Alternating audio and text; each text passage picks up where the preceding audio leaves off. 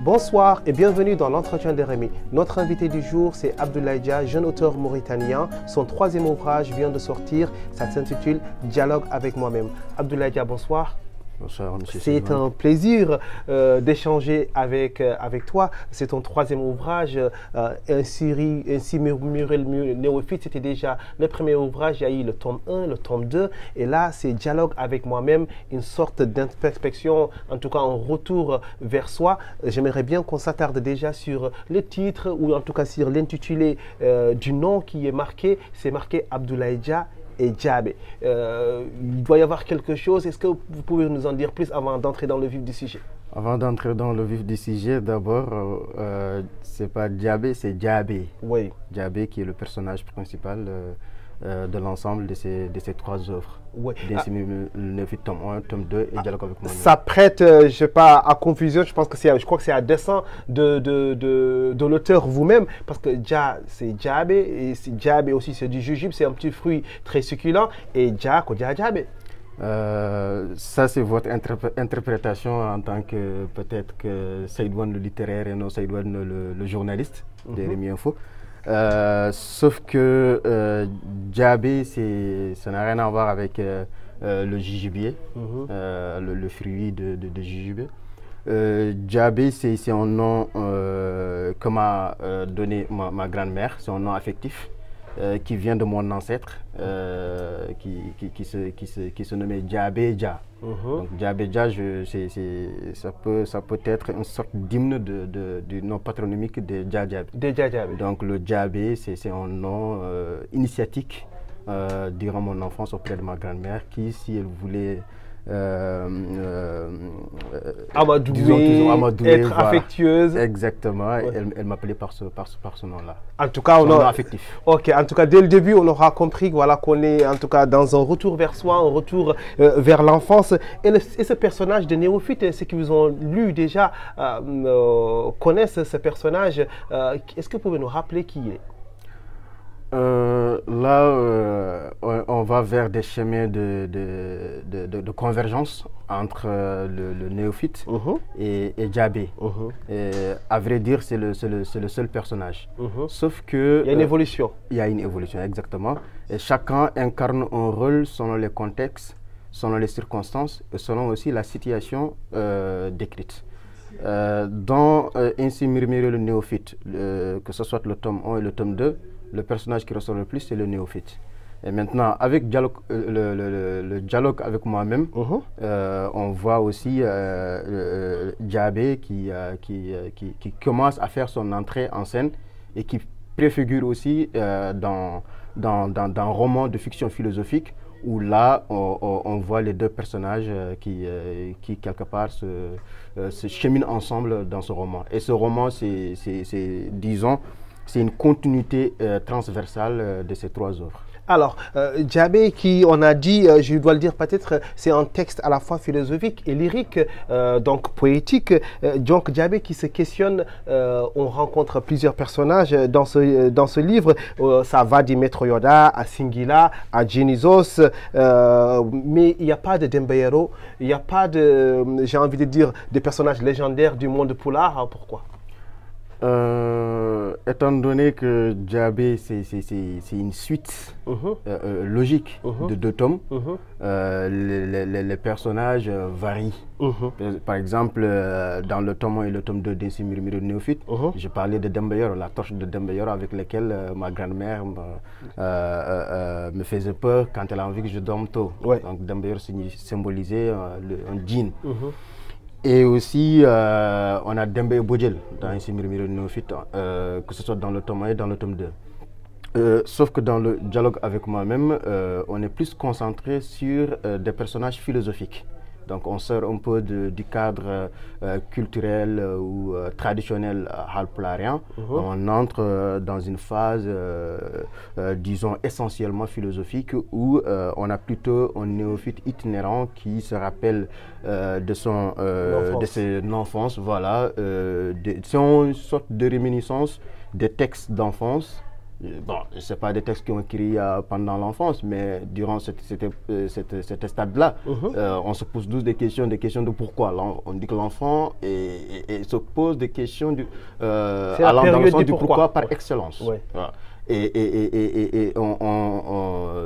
Voilà, le néophyte se situe dans différentes phases. Dans cette phase du pourquoi durant l'époque de l'enfance. Et aussi, il entre dans une autre phase, en deuxième dimension, où c'est plutôt des questions du comment qui viennent, parce qu'il entre là dans l'âge adulte. Alors, avant d'en arriver au comment, il va falloir peut-être s'attarder un peu sur la relation de ce personnage néophyte qui est devenu Djabé par la suite avec sa grand-mère. Quelle est la nature de cette relation? Disons, c'est une relation heuristique. Heuristique. Il va falloir expliquer aux gens parce que tout le monde ne va pas savoir qu'est-ce que ça veut dire. Ouais. Heuristique, disons, ça entre dans le cadre du savoir. Du savoir et surtout un peu de mysticisme aussi. Beaucoup de mystique.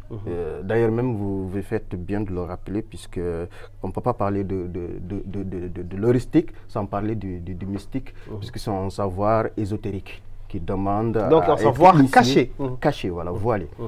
Et grand-mère étant une femme extrêmement, disons, vaste sur le point du savoir et des connaissances et ancestrales et mystiques. Voilà, donc il y avait ce dialogue, disons, qui est une sorte de voyage entre les mythes peuls, les contes peuls et aussi les textes religieux. Donc, tantôt, si on n'est pas dans l'univers de Dembeyor, on entre dans l'univers prophétique. Et dès le bas âge, très passionné des histoires des prophètes, ma grand-mère l'a compris très tôt. Elle me parlait tout le temps de ces prophètes, de Adam jusqu'au prophète Mohammed. Alors, on va entrer un peu encore plus en profondeur dans les textes, dans le chapitre 2. Je survole un peu les titres: l'angoisse existentielle, le meurtrier du système, l'asile de la souffrance, l'incompris. Est-ce qu'il faut passer par tous ces chapitres pour espérer apaiser l'angoisse existentielle? Là, tu touches vraiment le fond, puisque tout simplement, étant donné qu'on avait déjà parlé d'Ainsi Murmilunfit, le tome 1, c'était une phase pliée, un livre qui racontait cette phase d'initiation, cette rencontre avec, disons, les ancêtres des civilisations classiques africaines. Et dans le tome 2, on entre dans une autre phase très sombre, extrêmement sombre, triste, mélancolique, d'où le sous-titre « Angoisse existentielle ». Dans ce texte, quelque part, évoque tout simplement les tragédies existentielles à travers notre vécu de conscience, dans nos rencontres, dans notre vécu, dans nos expériences. On vit parfois des expériences extrêmement douloureuses. Et dans ce tome 2, c'est ce qui sort de manière, disons, plus ou moins visible.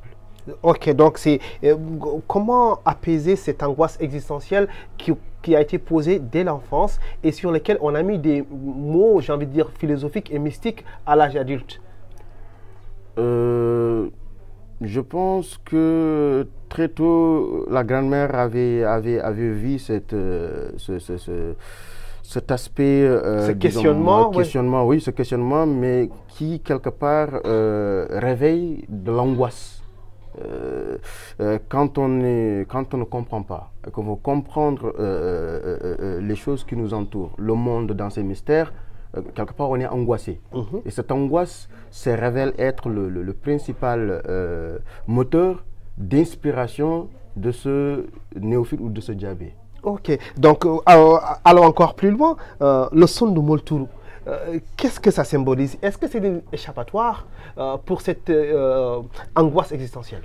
Je dirais tout simplement que on a manqué de chance de voir la grand-mère chanter l'oiseau Sondu Moltoro. Si tu la voyais dans cette phase où elle magnifiait cet oiseau, tu allais tout simplement t'émerveiller, mais malheureusement, les circonstances ne permettent pas qu'elle ne soit pas là, paix à son nom. Paix à son nom. Cet oiseau Moltoro, c'est de la poésie. C'est de la poésie. Et ça symbolise peut-être aussi la beauté du monde. La beauté du monde, la beauté de la nature et surtout principalement de cet oiseau en lui-même. Parce que grand-mère comparait toujours cet oiseau avec la marche et les démarches du prophète Mohammed Rasulullah sallallahu alayhi wa sallam. Alors, qui se déplaçait avec les deux pas en même temps, voilà, les deux pieds joints. Voilà, la grand-mère disait que la terre portait Mohammed, ce qui fait que quand le prophète marche, il ne marchait pas en pieds joints. C'est la terre qui le soulevait d'un pas à un autre. Et cet oiseau, en le voyant marcher, il marche les deux pattes, on peut dire. Oui, c'est les pattes, oui. Voilà, d'un endroit à un autre. Et quand cet oiseau venait s'asseoir ou se reposer sur l'arbre de grand-père, on voyait grand-mère qui chantait des chansons cantiques prophétiques extrêmement poétique. En tout cas, merci. C'est pas encore fini. On va en venir à la deuxième partie de l'interview. Vous l'aurez compris, c'est un livre qui vous fait voyager. C'est un livre qui vous fait questionner sur vous-même et sur le monde. Abdoulaye Dia, c'est un livre intéressant. Dialogue avec moi-même, ce sera aussi un dialogue avec vous-même. Un retour vers vous, un retour vers votre enfance. On l'aura compris. Donc, la deuxième partie, Abdoulaye, nous avons beaucoup de questions. Nous voulons des réponses courtes, des réponses concises. Est-ce que tu es prêt? Let's go. Alors, let's go. On a dit. Alors, si tu devais vivre à une autre période historique, ça serait laquelle? La période des prophètes. La période des prophètes. Quel est le dernier film que tu as vu? Le dernier film j'en ai regardé beaucoup durant le confinement. Oui. Mais le dernier que j'ai regardé, c'est... j'ai oublié le titre me revient. Il devait pas être intéressant. il est très intéressant. En fait, j'ai regardé beaucoup de films. Par exemple, rien qu'avant-hier, j'ai regardé un film. Donc ça sera. Mais celui qui m'a le plus marqué, c'est disons un film de Denzel Washington. Il était avocat. Je ne saurais dire, en tout cas, ça, on en restera ainsi. C'est un film de Denzel Washington. Alors, quel est ton réseau social favori? Facebook. Carrément. La France offre la Tour Eiffel à la Mauritanie. Où est-ce que tu l'installes? À Belengari. À Belengari. Alors, il va falloir nous dire c'est où ça exactement, en tout cas le dire aux téléspectateurs. Belengari, son village, disons mon village natal, qui se situe à quelques kilomètres de Bogué, c'est là où le néophyte a vu jour, c'est là où le djabé a vu jour. C'est un village, je dirais plutôt, qui va bien accueillir la Tour Eiffel par sa beauté naturelle. Alors, donc la Tour Eiffel sur les beautés, en tout cas, du paysage mauritanien dans le sud mauritanien. Exactement, et aussi qui remplacera le Kadi El Djama. Le Kadi El Djama qui est, je suppose, en tout cas, un lieu historique et connu et reconnu par la zone. Exactement. Parfait. Le mot ou l'expression que tu préfères en Wolof? Boganal. Boganal. Alors ça nous ramène forcément à Ndiagambay. El Hadj Ndiagambay, paix à son âme. Il avait un son qui s'intitulait ainsi. En tout cas, c'est un hommage aussi peut-être à lui, en tout cas, et venant de ta bouche. Quel est ce plat, Abdoulaye Dia, que tu ne cuisineras pas pour tes invités? Domoda. Vous l'aurez compris. Alors, si tu étais un livre, ce serait lequel? Ainsi parlait Zarathustra de Friedrich Nietzsche. On aura fait le lien avec d'autres choses qu'on connaît. Exactement. Parfait. Alors, est-ce que tu te vaccines ou pas contre la Covid-19? Je me suis vacciné il y a cela 3 jours. Ok, c'est une révélation. Alors, quel est ce prénom masculin que tu ne pourras pas donner à ton fils? Dans toutes les langues? Oui, forcément. Oui. Prénom masculin que je ne donnerai pas à mon fils. Très difficile de répondre à cette question parce que tous les noms sont porteurs de sens. Ok, Abdoulaye Dia passe sur cette question, on l'aura compris. Quel artiste mauritanien que tu voudrais voir à Paris? Advisor. Advisor. Bon, big dédicace à lui. Bonjour à lui également. Alors, pour finir, une question métaphysique, vu qu'on était dans le domaine tout à l'heure, il va falloir répondre en une phrase. D'accord. Qu'est-ce qu'être heureux? Être en accord avec soi-même. Être en accord avec soi-même, Abdoulaye Dia, vous l'aurez compris, a fait des chemins. Aujourd'hui, il est en accord avec lui-même, vous l'aurez compris. Merci d'avoir regardé l'entretien de Rémi. À très vite pour un nouveau numéro.